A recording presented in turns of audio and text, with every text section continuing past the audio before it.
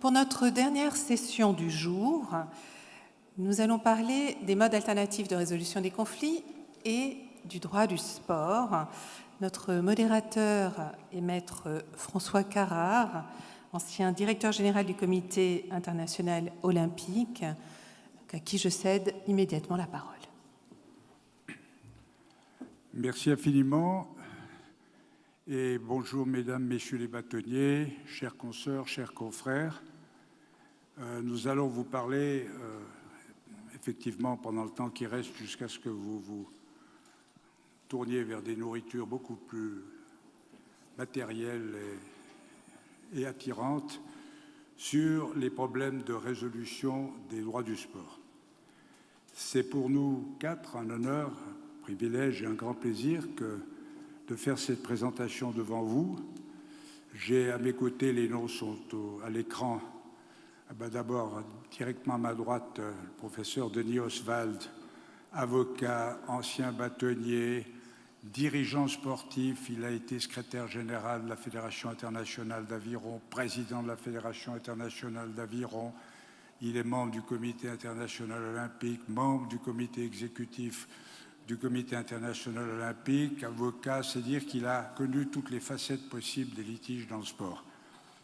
Puis, maître Mathieu Reb, également un confrère, qui est le secrétaire général du tribunal arbitral du sport, dont on va beaucoup parler tout à l'heure, qui, évidemment, règne, je dirais, sur la résolution des litiges dans le monde du sport d'une manière globale. Et puis, enfin, comme on dit en français, last but not least, maître François Klein de Paris, qui a une énorme expérience en tant qu'il était arbitre, bien entendu, aussi, et avocat, qui vous donnera le point de vue de l'avocat. Alors, de quoi s'agit-il? Il s'agit des modes alternatifs. J'aime pas déjà les solutions alternatives, j'aime qu'il n'y ait qu'une seule solution, mais enfin c'est comme ça. De résolution des conflits droit du sport. J'aime pas le mot résolution non plus, mais j'ai accepté de bonne grâce de modérer ce débat.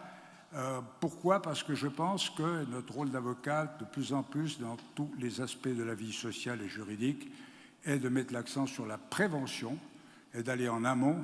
La résolution, c'est déjà qu'il y a un conflit, et tout conflit est un échec, et tout litige est un échec. Mais enfin, aujourd'hui, on parle de résolution.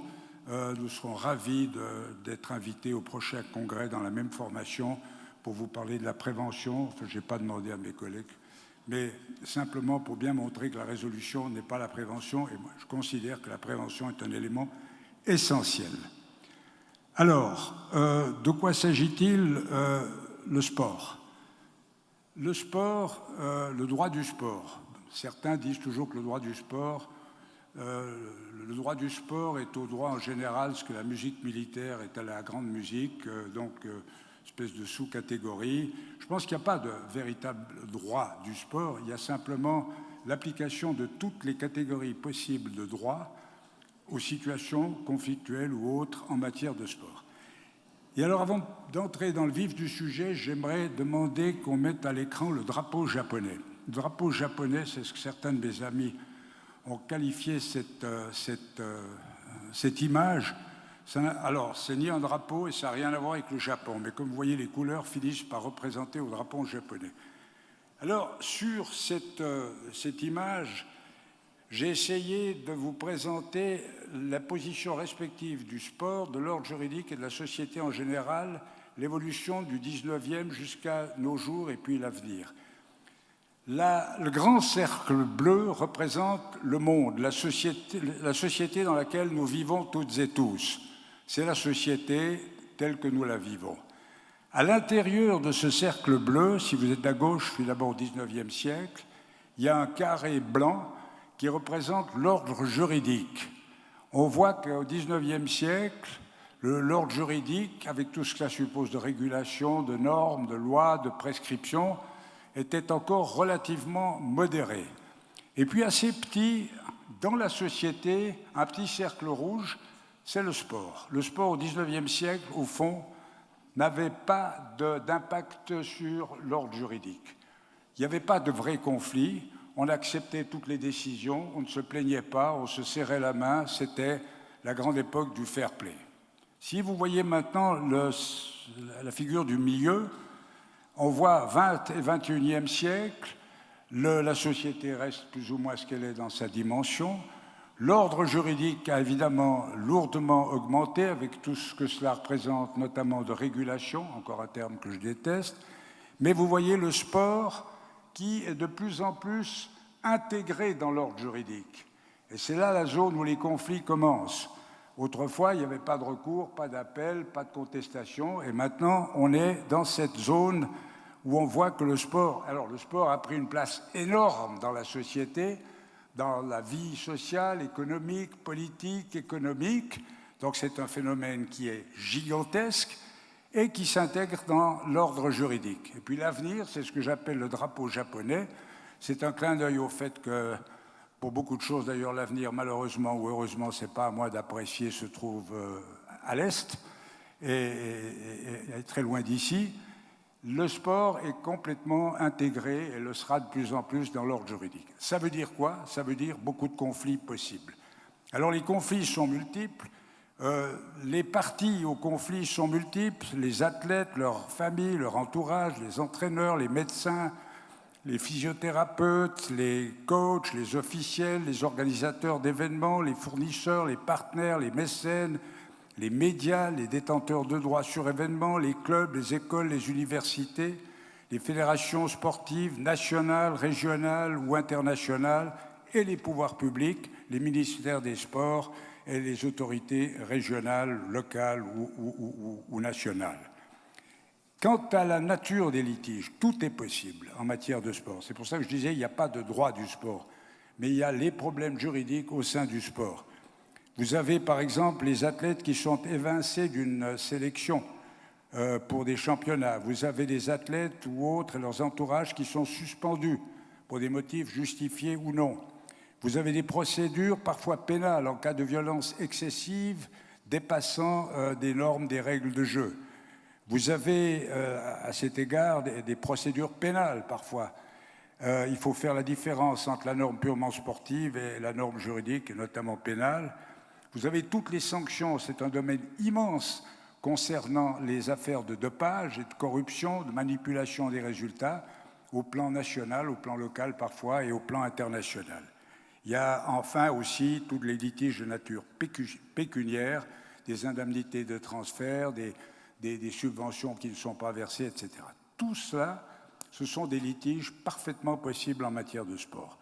Droit applicable, règles de jeu contre règles de droit, le droit disciplinaire qui est une branche du droit civil, contrairement, en tout cas sur le plan international, c'est clair, mais entre droit disciplinaire, droit pénal, la frontière est difficile à tracer. Droit civil pour beaucoup de litiges, droit privé, droit public, droit national, droit international. Ensuite, vous avez le problème des autorités compétentes et du fort, les autorités étatiques, les tribunaux ordinaires. Et puis, il y a le recours, et on y vient, à l'arbitrage. Je mentionne en passant aussi le développement au plan international de la lex sportiva, qui est une notion un peu comparable à la lex mercatoria, qui est notamment défendue de manière brillante par un professeur français, le professeur Franck Latti.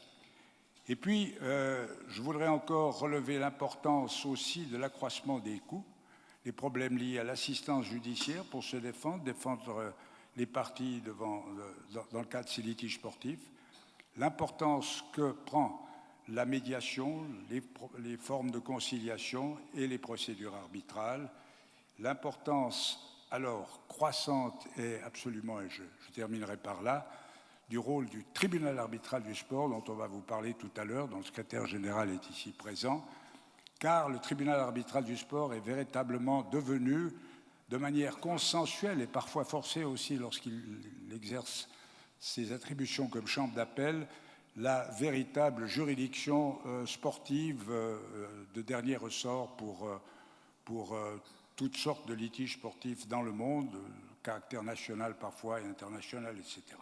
Importance aussi des coûts, du contrôle des coûts, car avec la tendance à l'augmentation du contentieux qui est apparu, c'est mon drapeau japonais, tout le monde se dispute volontiers, et certains de nos confrères, notamment anglo-saxons, ont réussi à développer des procédures d'une telle importance, d'une telle abondance que le problème des coûts est véritablement très important. Voilà ce que je voulais vous dire en guise d'introduction. J'ai bien entendu été beaucoup trop long et je m'en excuse auprès de mes collègues ici. Je vais passer tout d'abord la parole à Maître Mathieu Rep, secrétaire général du tribunal arbitral du sport, puis c'est ça qu'on parle, de ça qu'on parle, modèle alternatif de résolution des litiges. Mathieu, tu as la parole. Merci beaucoup, mesdames et messieurs. Bienvenue à Lausanne, capitale de l'arbitrage sportif. Effectivement, c'est une occasion pour moi de vous faire une brève introduction de ce qu'est le tribunal arbitral du sport, qui a beaucoup évolué, qui s'est beaucoup développé au cours de ces 30 dernières années. Le but du tribunal arbitral du sport, du TAS, c'est d'offrir un système, un mécanisme judiciaire de résolution des litiges qui soit adapté au sport professionnel, amateur, sport moderne, qui puisse fournir des réponses dans des délais appropriés, de manière suffisamment facile et souple pour éviter effectivement la rigueur des procédures judiciaires que l'on connaît devant les tribunaux étatiques. Alors c'est parti au départ d'une idée de l'ancien président du Comité international olympique, Maître François Carrare, qui est ici présent, s'en souviendra mieux que moi, puisqu'on était en 1980 environ, à l'époque de son élection. L'idée était de créer une Cour suprême du sport mondial, un peu calquée sur l'idée d'une Cour internationale de justice, comme on connaît celle de l'Haye, qui serait spécialisée dans la résolution des litiges sportifs. Donc très vite, après qu'un comité d'experts ait été constitué, on est arrivé à la solution de créer un tribunal arbitral qui permet beaucoup plus de souplesse dans la gestion des dossiers et dans l'administration des cas. Au début, il a fallu un certain temps pour que le TAS se mette en place. Il a fallu quelques années pour que les premiers cas arrivent, soient soumis au tribunal. Et on est passé d'un palier, je dirais, relativement confidentiel, avec une trentaine de cas par année, à, dans les années 90, une reconnaissance beaucoup plus globale de la juridiction du TAS par les fédérations sportives internationales. Et finalement, dans les années 2000-2005, nous avons une progression assez nette, puisqu'à ce moment-là, toutes les fédérations sportives internationales avaient reconnu, enfin celles qui sont au programme olympique, avaient reconnu la juridiction du TAS, y compris la dernière d'entre elles qui nous a reconnu, c'est la FIFA. Et la FIFA qui a évidemment multiplié par 2, voire 3, le nombre de cas au TAS, puisque c'est une reconnaissance très, très large. Que nous avons donc à gérer des cas disciplinaires, des problèmes de transfert de joueurs, de rupture de contrat et j'en passe.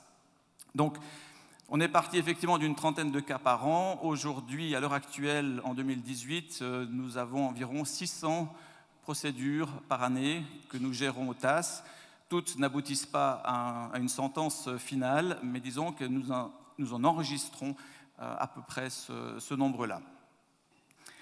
Les caractéristiques du TAS en 2 mots sont peut-être l'efficacité de ces procédures, l'adaptation à chaque cas finalement, chaque procédure a ses caractéristiques, les parties ont peut-être des besoins particuliers en termes de délai, souhaitent aussi faire des économies en termes de coûts, souhaitent ou non une audience, donc toutes ces questions peuvent être discutées avec le panel d'arbitres qui est constitué, de manière à avoir une certaine souplesse et proximité aussi, donc entre les juges et les justiciables. Et donc ça, c'est un atout. Nous travaillons aussi bien en français qu'en anglais, même si l'anglais est largement dominant au niveau du TAS. Nous pouvons aussi travailler dans d'autres langues pour autant que les parties s'entendent à ce sujet. Et puis, nous rendons des sentences qui sont évidemment exécutoires, comme le sont d'autres sentences arbitrales, puisque nos sentences, les sentences du TAS, sont reconnues comme étant donc, comme telles, le TAS étant reconnu comme un véritable tribunal indépendant et impartial, tant par le tribunal fédéral suisse que par d'autres tribunaux, d'ailleurs, à l'étranger. Récemment, on l'a vu en Allemagne, en France, et encore plus récemment cette année, avec la Cour européenne des droits de l'homme, dans un jugement qui vient de paraître, c'était en octobre dernier. Les types de litiges, Maître Carrard vous les a déjà un peu exposés. Donc, chez nous, les deux grandes catégories sont le contentieux en matière de football et en matière de dopage, donc disciplinaire.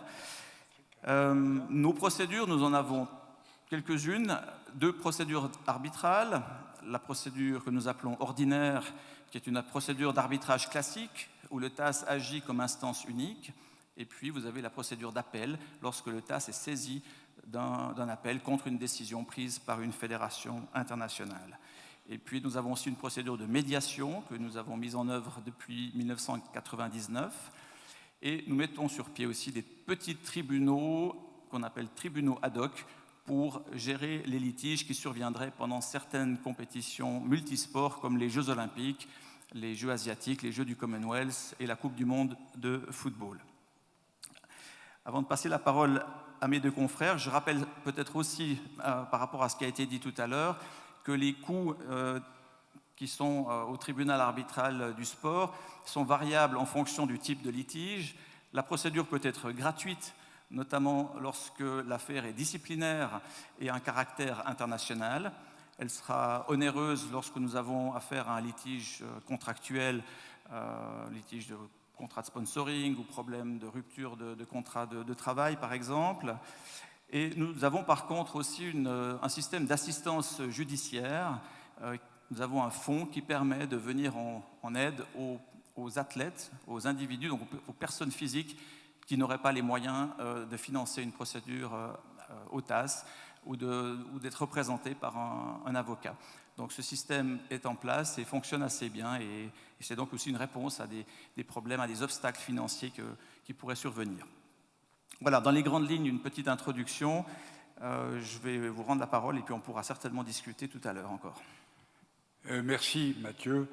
Avant de passer la parole à l'orateur suivant, professeur Oswald, je voudrais faire une petite remarque de procédure.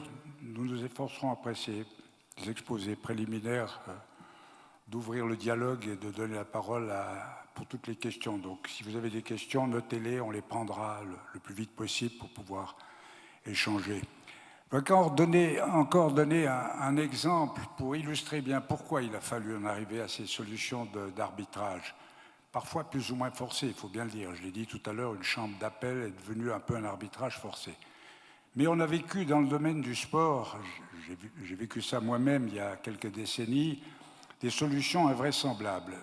Par exemple, 2 exemples, un juge autrichien pendant les championnats du monde de hockey sur glace à Vienne qui modifie en plein référé pendant les championnats le résultat d'un match de hockey alors qu'il n'avait jamais vu des patins à glace et qu'il ne savait pas de quoi il parlait.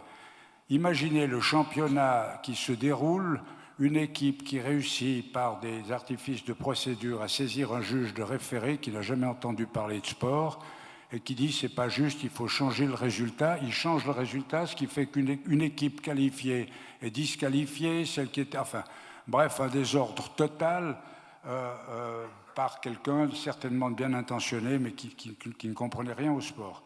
On a connu aussi le cas d'un juge qui a ordonné, dans le cas c'était du football, sauf erreur, de rejouer 5 minutes d'un match parce qu'il manquait 5 minutes et pour que le résultat soit absolument équitable, on a reconvoqué toutes les équipes, le public dans le stade et ils ont joué 5 minutes par un juge étatique. Alors voilà, donc on préfère un peu que les arbitrages soient rendus par des gens qui connaissent un petit peu le sport, c'est d'ailleurs un des motifs importants. Je vous signale en passant que vous trouverez à la sortie, près de la table, près de la porte centrale, des listes d'adresses utiles pour, si vous avez besoin de renseignements, vous connecter pour en savoir plus sur le TAS, sur les procédures d'arbitrage. Vous trouverez des papiers qui sont à votre disposition. Je donne maintenant la parole à Denis Oswald en sa qualité d'arbitre. Aujourd'hui, je vous ai dit, il a toutes les casquettes possibles et il a conservé ses cheveux malgré le nombre de casquettes qu'il a portées pendant de longues années. Mais c'est l'arbitre que l'on va entendre aujourd'hui, doté de toute cette expérience de dirigeant, d'avocat, enfin bref, de professeur. Voilà, Denis, tu as la parole. Bonsoir à tous. Alors effectivement, je vais vous adresser quelques mots pour vous parler des arbitres. Qui sont-ils? Que font-ils? Ça peut résumer en quelque sorte mes propos. Les parties, comme cela est commun dans l'arbitrage international ou même national, ont la possibilité de choisir chacune leur arbitre, mais dans le cas du TAS, pas entièrement librement, puisqu'ils doivent le choisir au sein d'une liste qui compte actuellement 390 arbitres. Ce nombre a beaucoup augmenté avec le temps.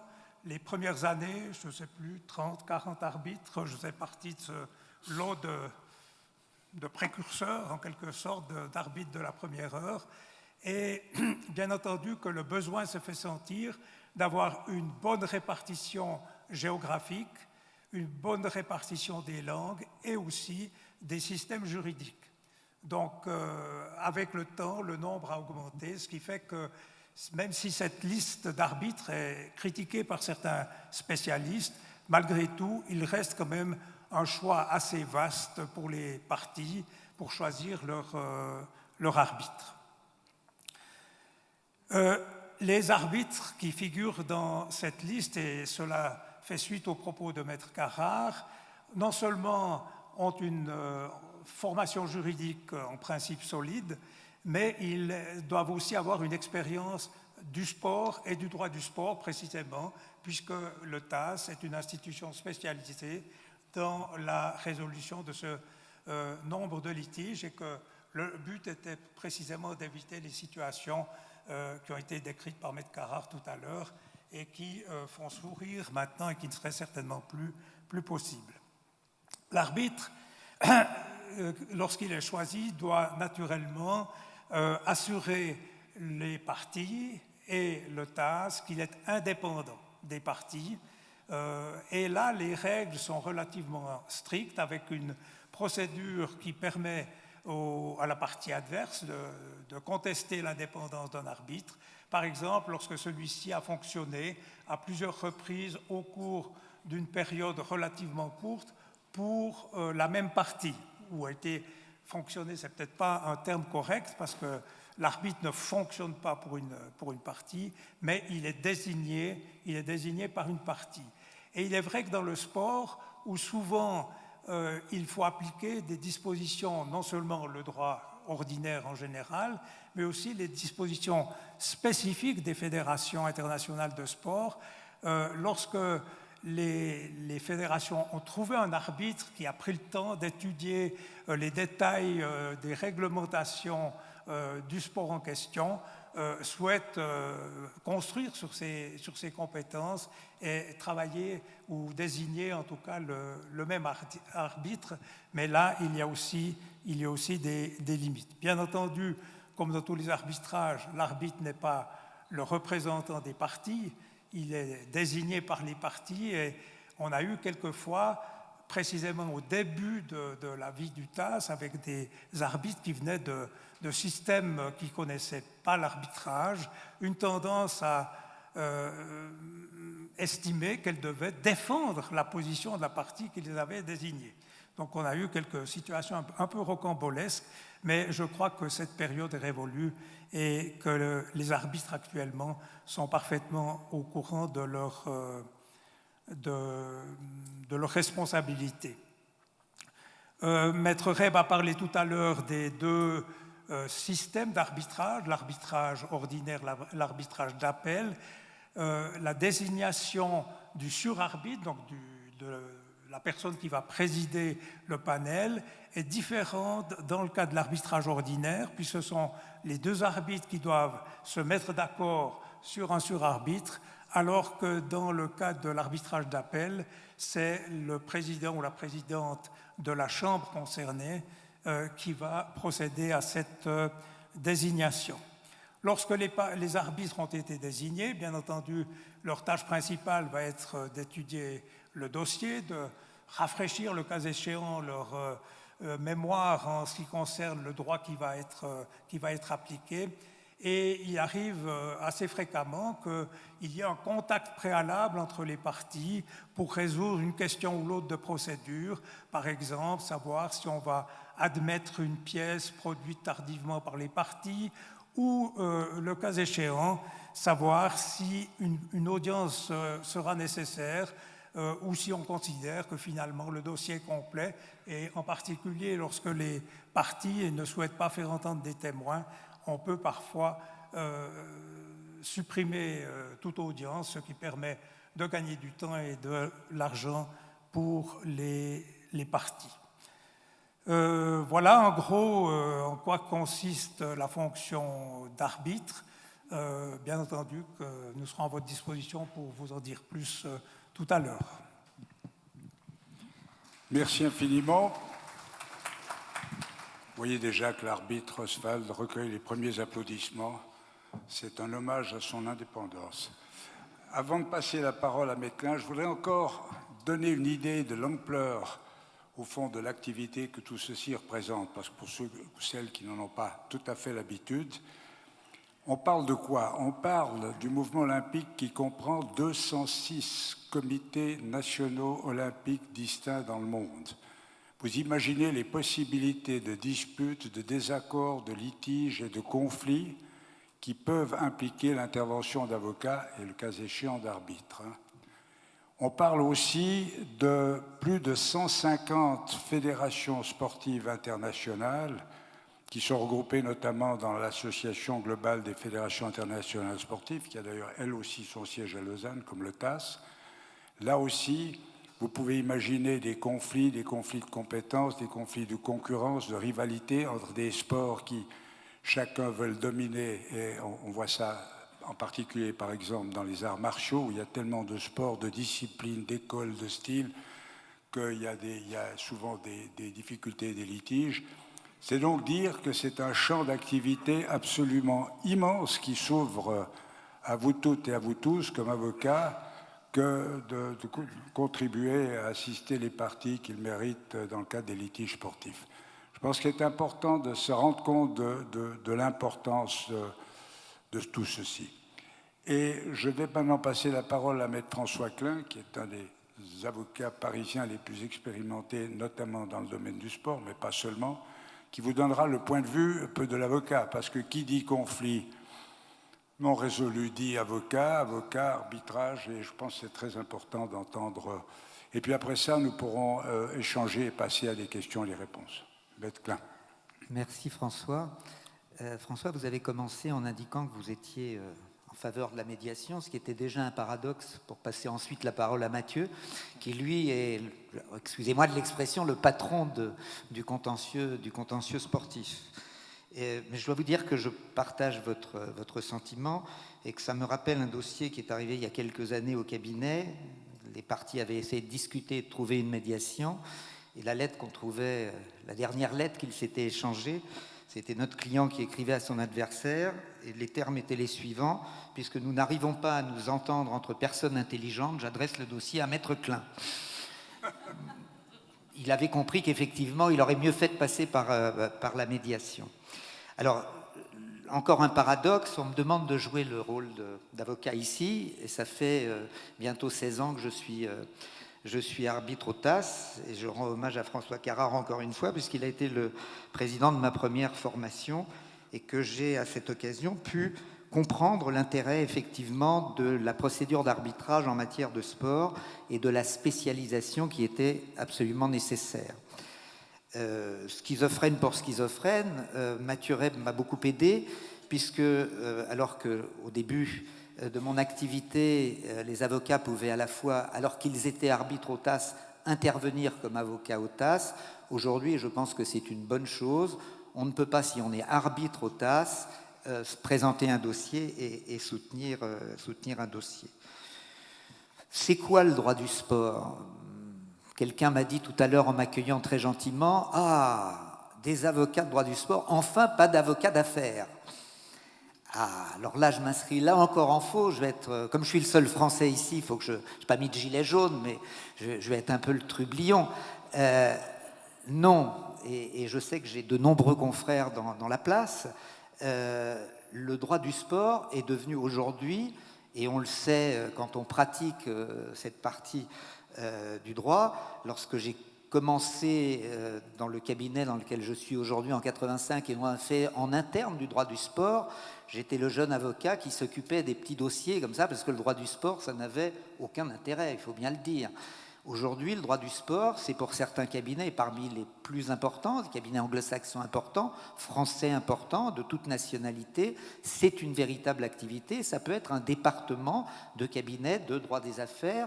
Et je pense que dans certains dossiers, l'aptitude d'un avocat d'affaires peut être extrêmement utile en matière de droit du sport, mais pas seulement, parce qu'il faut, à mon sens, connaître, et j'allais dire aimer le sport et connaître, et à mon avis, aimer le droit.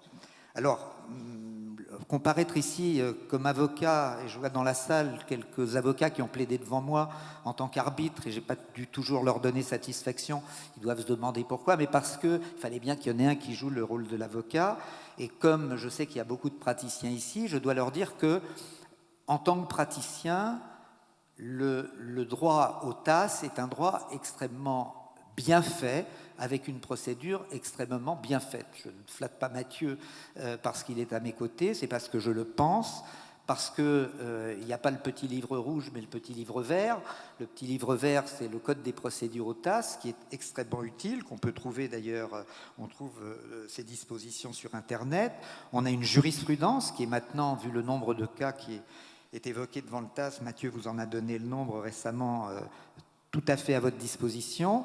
Lorsqu'un avocat présente un dossier au TAS, eh bien, il est aidé. Il est aidé par d'abord le secrétariat général, il est aidé par un conseiller qui est attaché à ce dossier.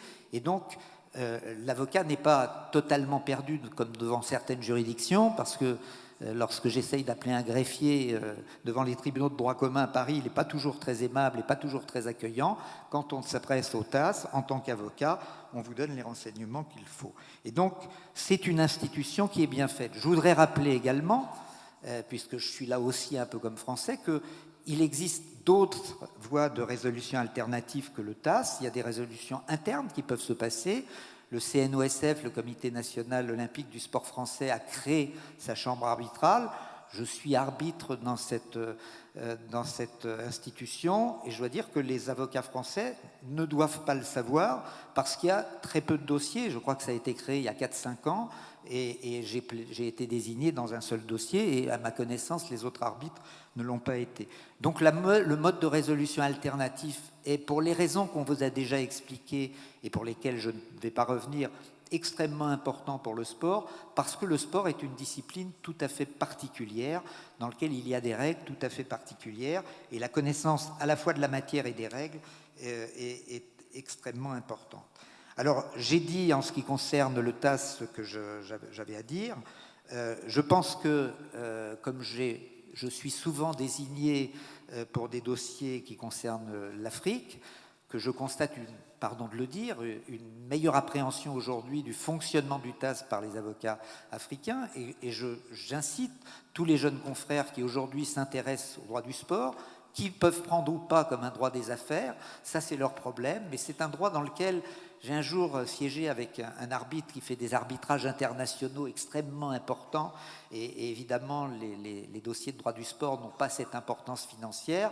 Il a dit la différence, c'est qu'on s'intéresse à la matière. Et c'est vrai que je connais peu d'arbitres au TAS. Tous ceux avec lesquels j'ai siégé sont des gens qui connaissent non seulement le droit et la matière.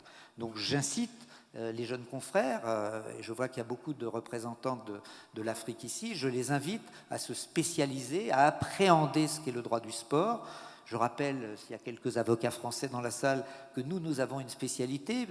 Là encore, je vais un peu contredire François Carrard en lui disant qu'en France, on a un code du sport. Alors, il n'est pas complet, il ne comprend pas tout, mais c'est la preuve aussi que le droit du sport a beaucoup progressé et qu'on l'a institutionnalisé, on l'a codifié, et que donc, il y a une matière, une lex sportiva, qui s'organise de plus en plus et qui me semble avoir toutes les qualités pour répondre aux conflits de toute nature qu'on a cités, le dopage, les problèmes de transfert, etc. Et c'est vrai qu'en matière de football, la matière ne manque pas. Et vraiment, j'incite les jeunes avocats à aller vers cette spécialisation qui est tout à fait passionnante. Je remercie Maître Klein. Avant de repasser tout de suite la parole à Maître Reb, je voudrais juste rebondir sur la question de la Lex Sportiva, puisque vous m'avez fort aimablement contredit. C'est pas le problème que j'ai, je suis suisse, donc je ne suis pas européen, je ne suis pas français. Or, en France, vous avez un régime, la base, au fond, de la législation sportive est une conception plus étatique que la nôtre. D'où vous avez des institutions arbitrales qui dépendent du droit public, du droit administratif, ce que nous autres Suisses qui nous refusons d'entrer dans l'Europe, et j'insiste à ce sujet, ignorons absolument, totalement et brutalement. C'est pour ça que nous n'avons pas tout à fait la même approche. Ceci dit, la Lex Sportiva a ceci de passionnant, elle est d'ailleurs développée, j'ai dit le nom, notamment par le professeur Latti, pour qui j'ai beaucoup d'admiration. Il est parisien, donc les Suisses peuvent aussi admirer les Français avec ou sans gilet jaune. Mais, donc c'est une notion qui se développe de plus en plus dans le monde, une conception commune de l'application de règles de droit, parce qu'il y a à boire et à manger. On voit arriver des clients qui n'ont aucune idée de la différence entre médiation, conciliation, arbitrage. Ils ne savent pas que le médiateur est là pour aider les parties à aboutir à un accord. Ils croient que le médiateur peut tout décider. Ils croient que l'arbitre, enfin bref, l'arbitre, il a un sifflet, ça on a compris sur les terrains de jeu, mais ils ne savent pas très bien ce que c'est autrement. Donc il y a beaucoup de choses à indiquer aux parties lorsqu'elles viennent nous voir. Voilà, je passe la parole à Mathieu Reb, avec une question pour lui quand même, parce que je pense qu'il faut commencer à échanger. Il y a combien d'arbitres africains à peu près? Parce que je pense que c'est très important ce qui a été dit par Maître Klein sur le développement du droit du sport en Afrique, vu la qualité des athlètes, des performances, des équipes, des clubs, de tout ce qui se passe en Afrique dans le domaine du sport.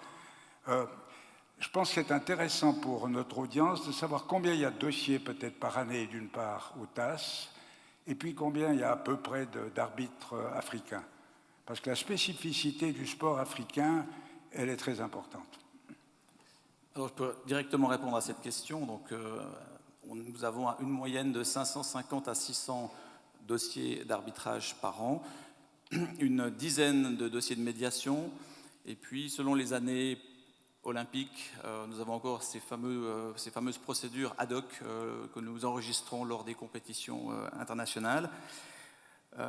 Par rapport au nombre d'arbitres, nous en avons à peu près 390 sur notre liste en tout. Je crois que l'Afrique doit avoir environ une cinquantaine d'arbitres sur notre liste. Je n'ai pas vérifié juste à la seconde, qui se partagent entre Afrique francophone et Afrique anglophone. Ça, c'était pour la réponse directe à votre question. Je profite d'avoir le micro sablon pour faire un complément à mon introduction qui était un peu courte, parce qu'on a parlé de l'indépendance de l'arbitre, mais j'ai omis de rappeler aussi que l'institution elle-même doit respecter les critères d'indépendance et d'impartialité. J'ai mentionné que la création s'était produite sous l'égide du Comité international olympique en 1984, mais 10 ans plus tard, le TAS s'est réformé. Le Conseil international de l'arbitrage en matière de sport, le CIAS, qui est une fondation de droit suisse, a été créé pour couper les liens avec le CIO parce que le tribunal fédéral suisse avait émis une réserve par rapport à l'indépendance du TAS. Ça n'a pas remis en cause l'existence du tribunal, mais il fallait à tout prix faire une réforme pour justement rendre le TAS plus indépendant qu'il ne l'était au départ. Donc cette mutation a eu lieu à ce moment-là. La composition de ce conseil de fondation, le CIAS, a également beaucoup évolué. Nous avons commencé avec beaucoup de représentants des fédérations sportives internationales, mais à l'heure actuelle, donc nous venons de renouveler le CIAS, nous ne comptons plus que 5 personnes qui appartiennent au mouvement sportif, et les 15 autres, puisqu'on en a 20 en tout, proviennent de l'extérieur des fédérations et des institutions sportives. Ce sont des experts en arbitrage, ce sont des juges, des anciens juges. On a 2 juges de la Cour internationale de justice, par exemple. Et donc ces personnes garantissent également l'indépendance de l'institution. Et puis, dernière remarque par rapport à ce qu'a dit Maître Coquelin, l'accès à la jurisprudence, ça c'est important. La jurisprudence du TAS est publié, en tout cas en ce qui concerne les affaires qui ne sont pas confidentielles, parce que dans l'arbitrage, les parties peuvent demander à ce que la confidentialité soit respectée. Mais pour toutes les affaires publiables, nous essayons donc de les mettre en ligne le plus vite possible sur une base de données qui est accessible donc sur le site internet du TASS. L'adresse figure justement sur la petite notice que vous trouverez à la sortie de cette salle. Voilà, c'était les deux compléments que je voulais faire. Merci. Merci encore. Avant de passer la parole à Denis Oswald, je vais faire une observation. Il faut bien comprendre une chose, le TASS, pour les parties et les conseils, c'est une juridiction, cette juridiction arbitrale est une juridiction consensuelle à la base, de droit privé. Donc, il y a certaines spécificités. On ne traite pas des dossiers d'arbitrage sportif de la même manière que de dossiers ordinaires contentieux devant des tribunaux étatiques. Ça pose aussi parfois des problèmes parce que l'autorité du TASS elle-même, en matière par exemple de preuve, de mode de preuve, elle est relativement limitée.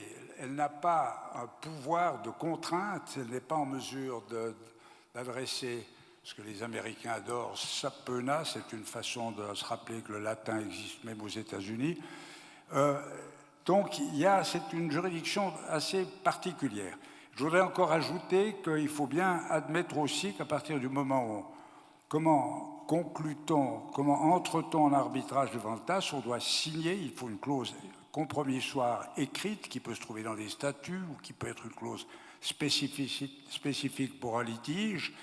À partir de ce moment-là, on est soumis aux règles du TASS, on conserve des droits comme partie au fond au juge naturel, mais il n'y a pas de recours ordinaire contre les sentences arbitrales du TASS. Il y a des moyens de recours très limités, notamment auprès du tribunal fédéral suisse, puisque le TASS a son siège en Suisse, mais tout ça est très restreint. Et je pense que c'est important de se rendre compte de cela, la nature très spécifique de cette juridiction arbitrale, donc consensuelle. Denis Oswald. Oui, je voulais peut-être ajouter deux informations qui peuvent vous intéresser. Tout d'abord, la base de la compétence du TASS. Cette base se trouve dans une clause d'arbitrage. Celle-ci peut être directe, par exemple figurée dans un contrat, ou elle peut se trouver, et cette clause peut exister avant la survenance du litige, ou les parties peuvent aussi, après la survenance du litige, se mettre d'accord sur une intervention du TASS. Mais la clause peut aussi être indirecte, par référence, et en particulier, c'est une particularité peut-être du droit suisse, parce que certains droits étrangers sont plus exigeants, mais en droit suisse, dès l'instant où quelqu'un adhère à une association dont les statuts prévoient la compétence du TASS, elles sont liées par leur acceptation des statuts par cette clause. Et puisque je parle du droit suisse, peut-être un mot aussi sur le droit applicable dans les procédures. Les parties peuvent se mettre d'accord sur le droit applicable, mais la plupart du temps, si elles sont en litige, elles auront aussi de la peine à se mettre d'accord sur le droit arbitrage.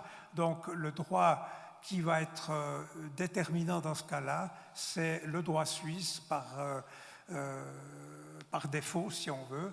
Et par conséquent, le droit suisse, dans la mesure où les parties ont très souvent, notamment les fédérations internationales, ont leur siège en Suisse, même si elles sont internationales, elles sont soumises évidemment au droit de leur siège, donc au droit suisse, ce qui fait qu'en droit du sport, le droit suisse joue un rôle particulièrement important.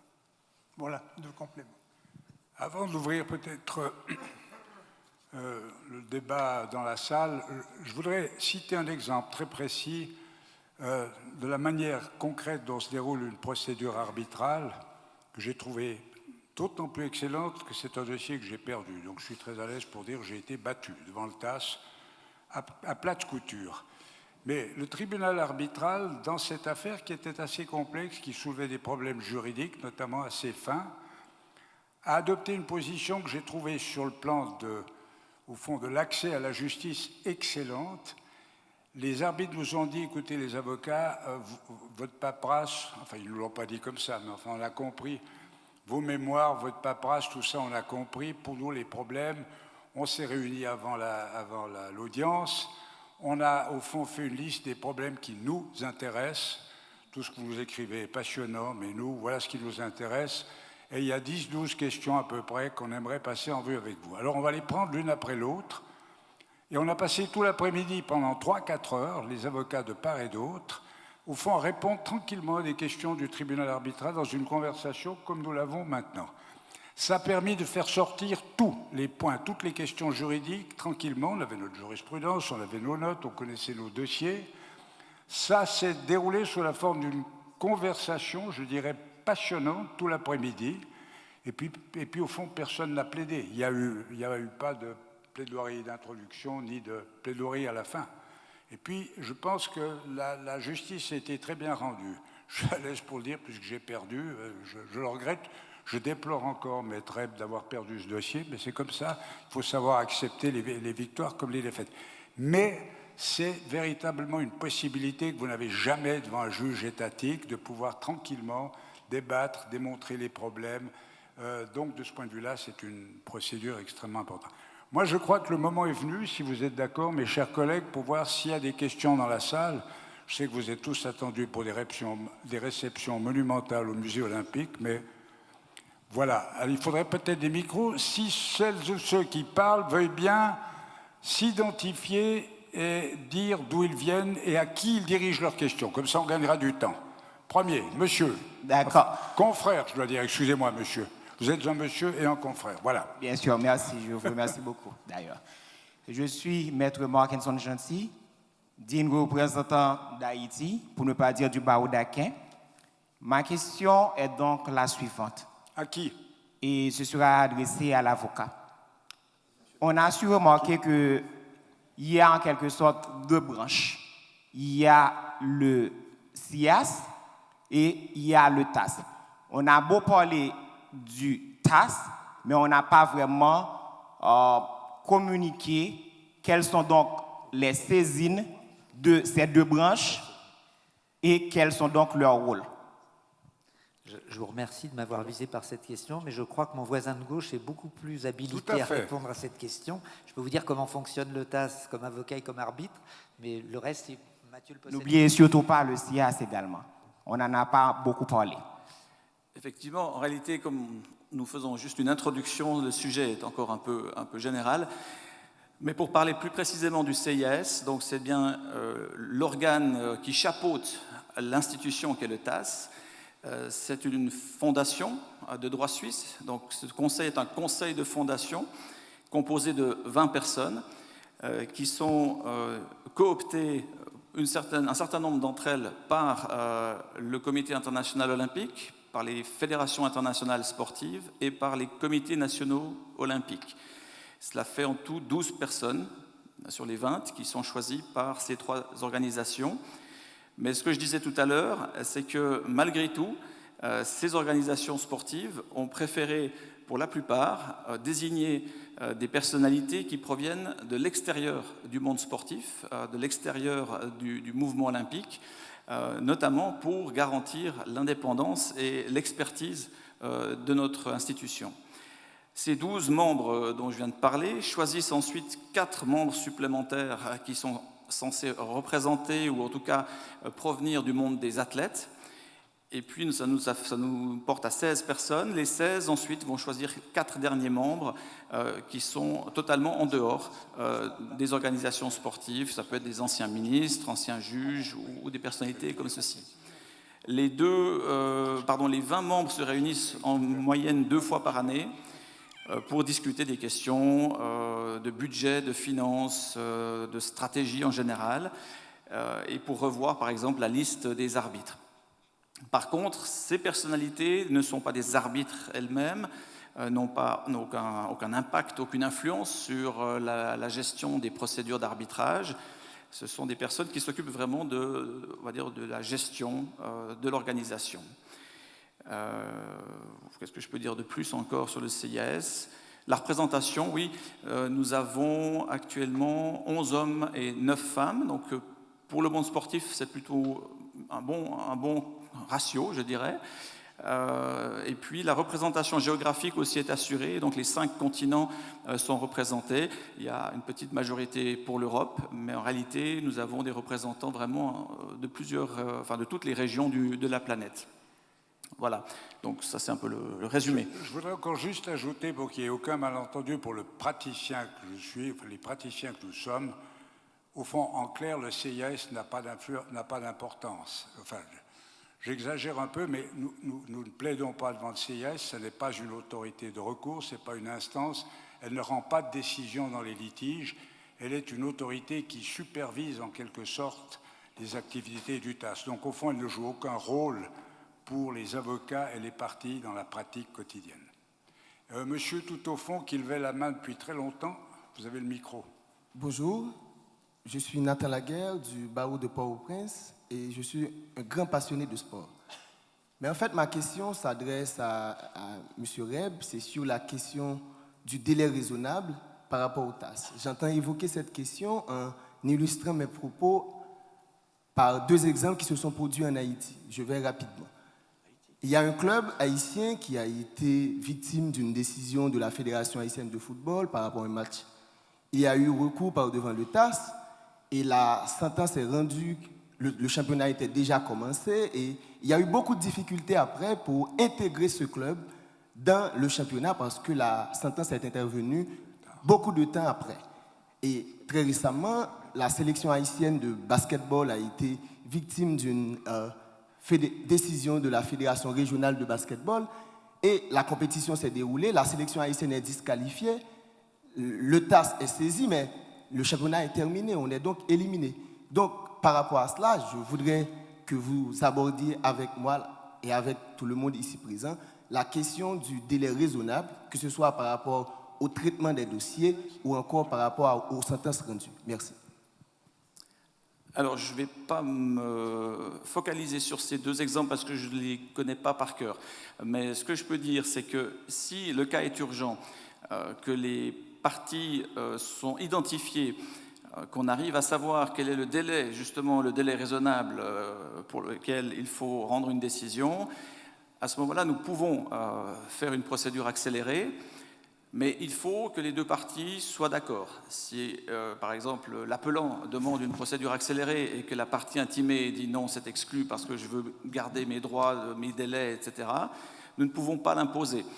Par contre, l'appelant, le recourant, a toujours la faculté de demander des mesures provisoires, un référé. Donc, si besoin est, nous pouvons également ordonner des mesures provisoires en tout temps, selon l'urgence de la situation. Il faut évidemment remplir les critères pour cela, donc c'est-à-dire le risque de dommages irréparables, les chances de succès au fond, même si ce critère est peut-être le moins strict.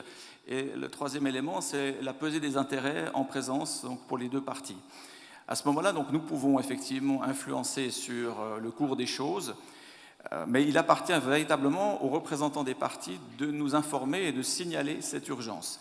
Après, si le délai est extrêmement court, par exemple 3 ou 4 jours, il se peut qu'il soit matériellement impossible de changer l'organisation d'un championnat. Mais nous avons déjà vécu des situations où des équipes avaient été réintégrées en cours de route, c'est-à-dire en cours de championnat, que des matchs devaient être rattrapés en cours de championnat. Et je crois même que mon voisin a un bon exemple à vous conter, donc je vais lui céder le micro, si vous permettez. Oui. J'en ai plusieurs. J'ai le souvenir d'avoir été saisi par le TAS un 23 décembre à la demande d'un dirigeant de club qui avait été exclu à partir du 1er janvier et j'étais arbitre unique et j'ai rendu la sentence en même temps que je festoyais puisque le 31 décembre la sentence a été rendue. Il m'est arrivé également d'être saisi au mois de juillet d'urgence par un club d'un championnat d'Afrique du Nord qui avait été relégué par sa fédération nationale qui faisait un recours devant le TAS Et nous avons, avec le panel avec lequel j'ai siégé, nous avons pris une décision qui a fait que ce club a été réintégré dans ce cas-là avant le début du championnat. Et puis, il m'est aussi arrivé le cas que Mathieu citait, parce que la procédure a été plus longue, il n'y avait pas de procédure d'urgence, mais on a réintégré un club, africain encore, dans son championnat, alors que le championnat avait commencé. On a essayé avec mes co-arbitres de faire le plus vite possible, mais ce club a été réintégré en cours de championnat pour les mêmes raisons. Alors, comme le disait Mathieu, on traite avec l'urgence qu'on peut, avec les règles du TAS également, et puis avec la bonne volonté également des parties, quand il y a deux parties, et que l'une a peut-être intérêt à faire traîner en espérant que les choses deviennent irréparables. Mais il faut bien qu'on suive également les règles qui sont les nôtres et les règles de procédure. Je vous rappelle quelles sont la protection du justiciable. Je voudrais encore compléter ce que vous dites. Cette année, très récemment, j'ai été conseiller dans un cas d'un club, il s'agit d'une ligue de basketball, c'était en Russie pour être complet, dans laquelle on était en pleine phase finale de play-off de championnat, et un club, il s'agissait de savoir si un club était qualifié ou pas pour le match suivant. Nous avons été consultés le vendredi. On a réussi à faire désigner un arbitre unique par le TAS le vendredi après-midi, c'était un arbitre scandinave. Il fallait savoir le lundi soir ou plus tard si le club pouvait jouer, parce que le match suivant se déroulait le mardi, et nous avons eu une sentence arbitrale du TAS sur le fond, en contradictoire, par cet arbitre unique le lundi après-midi, ce qui a permis de poursuivre la compétition normalement. Donc il y a des situations où véritablement on peut réussir, mais ce n'est pas toujours le cas. Pour question suivante, voyons voir. Je vous laisse, Maître Lévy, diriger l'ordre des questions, parce que sinon je vais tomber dans le favoritisme. S'il vous plaît, pardon. Je suis Maître Joseph Junior Timogène, avocat au barreau de Saint-Marc, Haïti. Ma question, dans le cas où un arbitre a été agressé violemment dans l'exercice de sa fonction et que l'État en question refuse de poursuivre le joueur ou la fédération refuse de sanctionner le joueur, est-ce que l'arbitre peut directement saisir le TAS? Est-ce que si l'arbitre n'a pas assez d'argent pour saisir le TAS, est-ce que vraiment le TAS pourrait donner une assistance à l'arbitre? Cette question s'adresse à M. Mathieu. Maître Reb est la vedette incontestée de cet après-midi. Il n'a plus de micro. C'est la manière dont en Suisse on pratique la censure. Alors, je peux répondre uniquement sur la question de la procédure. Donc, un arbitre qui serait agressé, qui déposerait une plainte devant l'organisme chargé de gérer les compétitions nationales, on peut imaginer qu'il y ait une décision qui soit rendue. Cette personne devrait épuiser d'abord les voies de droit internes pour qu'ensuite, éventuellement, une demande d'arbitrage puisse être déposée à condition qu'il y ait une convention d'arbitrage, une clause arbitrale dans les statuts ou qu'il y ait un accord entre les parties pour venir au TAS. La question se pose aussi de savoir si un tiers peut saisir le TAS pour demander que des sanctions disciplinaires soient on va dire, appliquées à une autre personne. Et ça, pour le moment, c'est vrai que la situation n'est pas toujours évidente parce que le lien avec l'arbitrage et la procédure interne n'est pas toujours facile à faire. En principe, si une procédure disciplinaire est mise en œuvre, elle opposera toujours, entre guillemets, le coupable, ou en tout cas le soupçonné coupable, et la fédération, l'organisme sportif chargé de gérer la compétition en question. Et à partir de là, on peut avoir effectivement un appel jusqu'au TAS, qui serait la dernière instance. Mais il faut encore que les statuts de la Fédération nationale reconnaissent notre juridiction. Bonjour, je suis Xavier Jean Keita, je suis avocat, je suis médiateur aussi et je dirige actuellement le bureau de la défense à la Cour pénale internationale. à La Haye. J'ai eu le poil hérissé encore quand vous avez dit soupçonné coupable. Il faudrait apprendre à dire présumé innocent. Enfin, bon, ça c'est une question de culture. Comme vous le voyez ou comme vous ne le voyez pas, je suis européen aussi, africain et fier d'être les deux.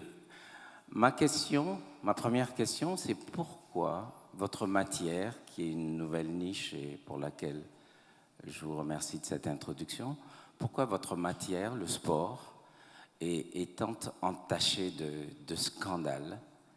Il y a tellement d'argent avec la FIFA et tout, et j'aimerais savoir ce que vous faites au moins pour redorer votre blason ou le blason de votre matière et rendre le domaine un peu plus éthique. Ça, c'est ma première question. La deuxième question, c'est que j'ai cru entendre tout à l'heure que pour montrer votre indépendance, vous disiez que des juges de la Cour internationale de justice, si on parle bien de la même, c'est celle à La Haye, qui est chargée de juger les litiges frontaliers entre États. Vous revendiquez un signe d'indépendance en disant que des juges de cette cour seraient arbitres chez vous. Or, il se trouve qu'à La Haye, c'est un gros scandale que des juges qui sont payés à peu près 20 000 € par mois soient arbitres par-ci, par-là, et qui fassent des arbitrages où ils touchent 3 fois ou 4 fois leur salaire annuel. Donc pour moi, c'est pas l'indépendance, oui, mais c'est encore moins d'éthique d'associer des juges qui sont censés être payés pour d'autres fonctions. Donc 2 questions. Pourquoi ces scandales et pourquoi ce manque d'éthique associé à votre matière? Merci. Alors, d'abord, merci pour votre question qui ouvre un vaste horizon. Le débat, évidemment, se déplace de la procédure arbitrale à un domaine beaucoup plus vaste. Pour ma part, j'y réponds très volontiers. Tout d'abord, pourquoi y a-t-il tant de scandales dans le monde du sport? C'est parce que le sport est le miroir de la société, monsieur. La société actuelle connaît autant de scandales. C'est le développement de la corruption, c'est malheureusement les excès l'appât du gain. Et ça se retrouve pas seulement dans le sport. Malheureusement, ça se trouve dans le sport. Vous avez tout à fait raison de le souligner. Mais je peux quand même... Et alors, ce sont des scandales qui sont d'autant plus évidents, qu'ils sont mis en évidence, soulignés par les médias, par les nouveaux médias, par les réseaux sociaux. Et je ne dis pas que s'ils ont tort, mais il y a évidemment des coups de projecteur sur les scandales sportifs, parce que ça intéresse le public, qui vont beaucoup plus loin. Mais allez voir ce qui se passe, par exemple, je ne sais pas, dans les églises, dans différentes autres parties du monde, dans la politique.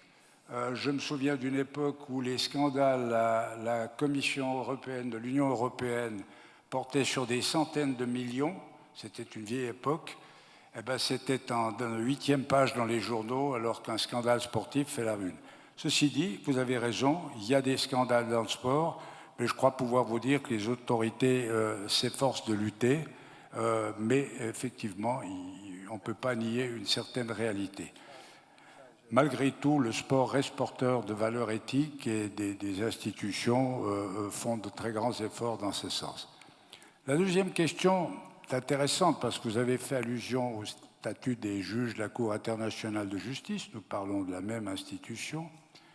Le TAS les statuts ont été rédigés, et j'étais dans son cabinet, par un vice-président de la Cour internationale de justice à La Haye. C'était le regretté défunt M. Keba Mbaye, qui était un des plus grands juristes africains. Il estimait, lui, que le TAS devait être constitué, et c'est lui qui a été le père du TAS. Donc, il a su faire la part des choses, parce que c'est une juridiction privée, mais enfin, c'est un tout grand magistrat de droit international venant de La Haye, qui est à l'origine des statuts du TAS. D'ailleurs, on peut lui rendre hommage, car c'était un des plus grands Africains que nous ayons connus. Alors, ce qui se passe maintenant, les problèmes d'éthique des juges qui ne peuvent pas ou qui peuvent, ce n'est pas le problème du TAS. Ce n'est pas le problème du TAS, c'est le problème des institutions de l'AE elles-mêmes. Et je pense que le TAS est une juridiction, je le répète, privée, internationale certes, mais privée, qui n'est pas de droit public. Mathieu Reb veut encore dire quelque chose. Juste par rapport à la deuxième question, donc je me suis peut-être mal exprimé, mais les juges auxquels je faisais référence, qui font partie du Conseil international de l'arbitrage en matière de sport, le CIAS, je le répète, ne font pas d'arbitrage, donc ils ne sont pas du tout impliqués dans les procédures arbitrales et ne touchent pas d'argent d'honoraires par rapport à ce type d'activité. Donc c'est une fonction totalement différente. Oui, je voudrais juste ajouter, je partage évidemment ce qu'a dit François Carrard, il y a de l'argent, il y a de la médiatisation, et donc on met le focus sur le sport en termes de scandale. Alors vous savez peut-être, si vous vous intéressez à l'actualité française, qu'il est fait un grand procès en ce moment en France sur le racisme dans le sport français. Et on a trouvé quelqu'un dans un club qui, lorsqu'il recrutait des jeunes, avait mis des mentions BK pour black, BC pour blanc, etc., etc. Et j'ai vu un président de club qui m'a dit, moi j'ai fait une photo. J'ai fait la photo, c'est Mediapart, qui est un site que vous connaissez peut-être, qui avait dénoncé ce scandale. Et il a dit, moi j'ai fait une photo de la rédaction de Mediapart. Et il n'y avait que des blancs occidentaux, etc. Puis j'ai fait une photographie de mon équipe. Et il y avait beaucoup de noirs, des musulmans, des catholiques, etc. Le focus sur le sport met en exergue le fait qu'il y a quelques scandales. Et en tant qu'arbitre au TAS, je dois vous rappeler que le TAS a été amené également à prendre des sanctions contre des dirigeants qui avaient été exclus pour des raisons de corruption ou autres. Donc le rôle du TAS là-dedans me semble être justement celui de la sanction par rapport à ces déviations et à ces excès.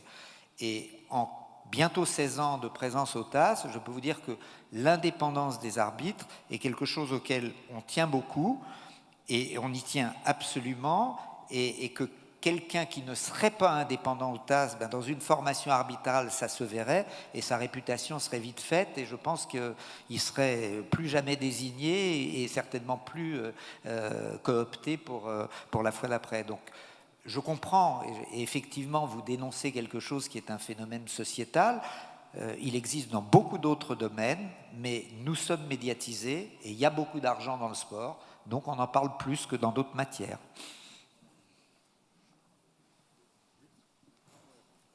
Oui, Maître Sylvain Oum. Excusez-moi, je pense que nous allons prendre bientôt 2 questions encore.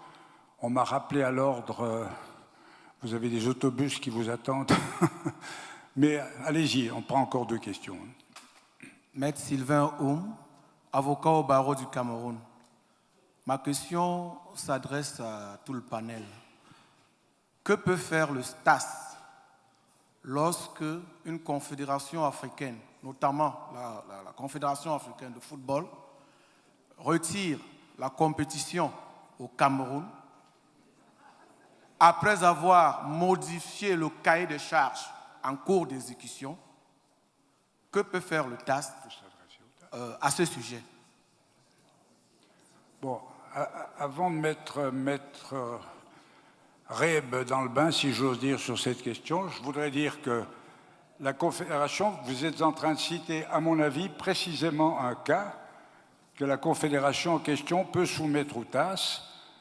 Elle fait désigner l'arbitre qu'elle estime compétent pour traiter ça, et ensuite le TAS peut trancher ce conflit. Je pense que c'est typiquement un conflit qui pourrait aller devant le TAS. Maintenant, si Maître Reb dit le contraire, je ne prendrai plus d'autres questions. On est dans l'actualité brûlante, puisqu'effectivement, la Fédération camerounaise de football parle de soumettre ce cas au tribunal arbitral du sport, peut-être même, mais en préparation pour cette semaine encore. Donc la question est vraiment actuelle. Donc techniquement parlant, il y a certainement une voie de recours. D'après ma mémoire, les statuts de la Confédération africaine de football permettent justement un recours au TAS. Après, je ne vais pas vous dire ce qui va se passer au niveau du résultat, puisqu'on ne connaît pas encore les motifs et on ne connaît pas encore ce qui va se passer, mais la procédure, évidemment, sera possible dans les délais qui vont nous être demandés. À ce moment-là, il faudra voir, évidemment, si quelque chose se passe. J'ai le souvenir d'avoir siégé dans une affaire dans laquelle un pays qui devait organiser la CAN s'est retiré au dernier moment et le TAS a été saisi et a pris une décision qui concernait également la CAF. Donc effectivement, le TAS est compétent pour traiter ce genre de litige. Il n'y a pas de problème là-dessus. Oui, s'il vous plaît. Je dis bonsoir. Je suis maître Michel-Ange Fatal, avocat au barreau de Port-au-Prince, Haïti. Ma question s'adresse de manière spécifique à maître Mathurin. Et s'il y a lieu pour les autres intervenants donc, du panel de répondre, donc je n'aurai aucun problème.